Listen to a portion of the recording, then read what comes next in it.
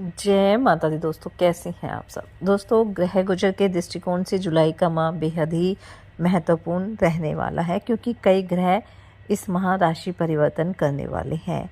तो इस वीडियो में हम चर्चा कर रहे हैं सूर्यदेव के बारे में, जो 16 जुलाई 2025 की रात 10:50 पर अपना राशि परिवर्तन करेंगे और वो कर्क राशि में प्रवेश करेंगे। और जैसा कि आप सब जानते ही हैं कि ज्योतिष में सूर्यदेव को आत्मबल, ऊर्जा, पिता, सेहत और आत्म जागरूकता का कारक ग्रह माना जाता है। सूर्यदेव को आत्मा का कारक माना गया है। सूर्यदेव के चाल से ही हमारे पंचांग का निर्धारण होता है। सूर्यदेव को आरोग्य का कारक ग्रह भी माना जाता है और इस गोचर के दौरान सूर्यदेव कर्क राशि में प्रवेश करेंगे और सूर्यदेव के इस राशि परिवर्तन का सभी राशियों पर प्रभाव रहेगा। तो इस वीडियो में हम चर्चा कर रहे हैं मकर राशि के बारे में कि सूर्यदेव के इस राशि परिवर्तन का मकर राशि के जीवन पर क्या प्रभाव पड़ेगा, क्योंकि इस गोचर के दौरान सूर्यदेव मकर राशि के सप्तम भाव में विराजमान रहेंगे। तो सप्तम भाव में सूर्यदेव का क्या प्रभाव रहेगा और कौन से उपाय करना बेहतर रहेगा, इन्हीं सब बातों के बारे में इस वीडियो में हम चर्चा करेंगे। तो आगे बढ़ने से पहले आप सबसे निवेदन है कि अगर आप मेरे चैनल पर पहली बार आए हैं तो मेरे चैनल को सब्सक्राइब जरूर कर ले। तो चलिए बात कर लेते हैं सूर्यदेव का क्या प्रभाव मकर राशि के जीवन पर रहेगा। सूर्यदेव जो मकर राशि के अष्टम भाव के स्वामी है और इस दौरान वो सप्तम भाव में गोचर करेंगे। तो सप्तम भाव में सूर्यदेव का जो प्रभाव है वो मकर राशि वालों के लिए मिला जुला रहने वाला है। इसलिए इस गोचर के दौरान थोड़ी सावधानी भी बरतनी होगी, क्योंकि एक तो अष्टम भाव के स्वामी और दूसरे आपके सप्तम भाव में रहेंगे। तो इस दौरान आपको अपने निजी संबंधों के प्रति भी बहुत अधिक सचेत रहने की आवश्यकता रहेगी। खास तौर से जो जातक विवाहित है उन्हें अपने दाम्पत्य जीवन में खुशियां बनाए रखने के प्रयास करने होंगे। किसी तरह की परेशानी ना आ पाए, इस बात का ध्यान रखना होगा और जीवन साथी के साथ सामंजस्य बनाकर चलना होगा। अगर किसी कारण से कोई वाद विवाद होता भी है तो उसे धैर्यपूर्वक और तब ही उसे सुलझा लेना आपके लिए बेहतर रहेगा।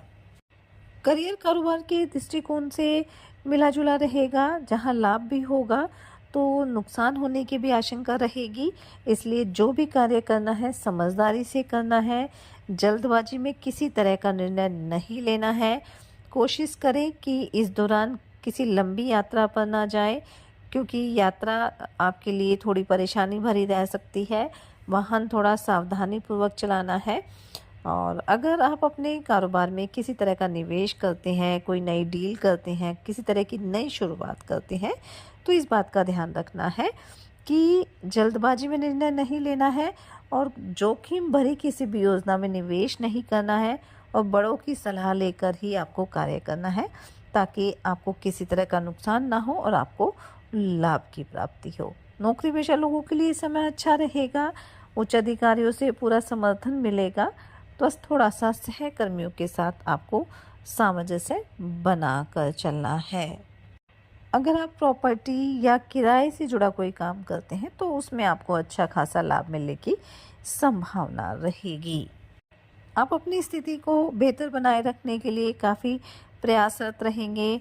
आप अपने काम को लेकर भी काफ़ी एक्टिव रहेंगे और इसी तरह से अगर आप काम करते रहेंगे और बड़ों की सलाह भी लेंगे तो इससे आपको लाभ की प्राप्ति होगी और जो भी कार्य आप शुरू करेंगे वो आपका तय समय पर पूरा भी हो जाएगा।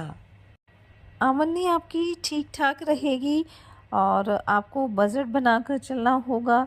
धन संचय करने का प्रयास भी करना होगा, क्योंकि अचानक से धन लाभ के योग बनेंगे, लेकिन कहीं ना कहीं अचानक से खर्चे के योग भी बनेंगे। इसलिए पहले से ही बजट बना लीजिए ताकि आने वाले समय में भी आपको किसी तरह की समस्या ना हो। विद्यार्थियों के लिए समय अच्छा रहेगा। प्रतियोगी परीक्षा में आपको सफलता मिलेगी। शिक्षा के लिए आप कहीं अपने घर से दूर भी जा सकते हैं। विदेश जाने के योग भी बन सकते हैं। बस इस दौरान आपको अपनी संगति का थोड़ा ध्यान रखना है। अगर आप अपनी संगति को अच्छा करके चलेंगे तो आपको रिजल्ट भी काफ़ी बेहतरीन मिलने वाले हैं। वहीं प्रेम संबंधों के लिए समय मिला जुला रहेगा। थोड़ा सा आपको अपने साथी की भावनाओं की कद्र करनी होगी, उसकी बात को सुनना होगा, समझना होगा। इस दौरान विदेशी सोर्सेज से भी लाभ मिलने की प्रबल संभावना रहेगी।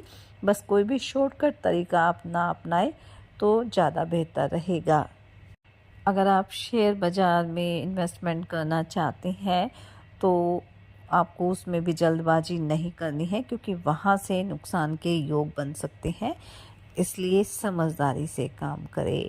कोई नई डील फाइनल कर रहे हैं तो उसमें आपको समझदारी से काम करना है। आय प्राप्ति के कई सोर्सेज आपको मिलने वाले हैं, लेकिन उससे आपको पूर्ण संतुष्टि नहीं मिल पाएगी। आप उसके लिए और अधिक प्रयासरत रहेंगे। स्वास्थ्य की अगर बात करें तो स्वास्थ्य को लेकर किसी तरह की समस्या नहीं है, लेकिन अपने खान पान का ध्यान जरूर रखें। योग ध्यान मेडिटेशन भी करते रहें ताकि आपको किसी तरह की समस्या ना हो।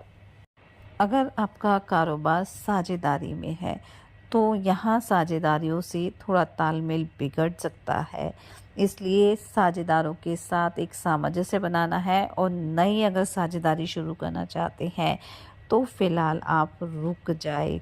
आने वाला समय आपके लिए और भी अच्छा रहेगा, इसलिए इस दौरान जो भी कार्य कर रही हैं बस उसे ही पूरा करने का प्रयास करें।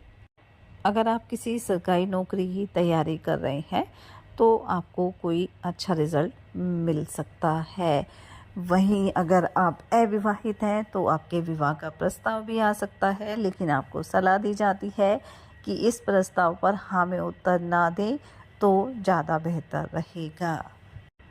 कुछ पुराने मित्रों से आपकी मुलाकात होगी और वो आपको करियर कारोबार में कुछ सलाह दे सकते हैं, साझेदारी की सलाह दे सकते हैं, लेकिन फ़िलहाल उस पर आपको ज़्यादा ध्यान नहीं देना है। कुल मिलाकर कह सकते हैं कि सूर्यदेव का ये गोचर आपके लिए ज़्यादा लाभकारी नहीं रहेगा, इसलिए इस माह में सूर्यदेव को प्रसन्न करने के उपाय आपको ज़रूर करने हैं।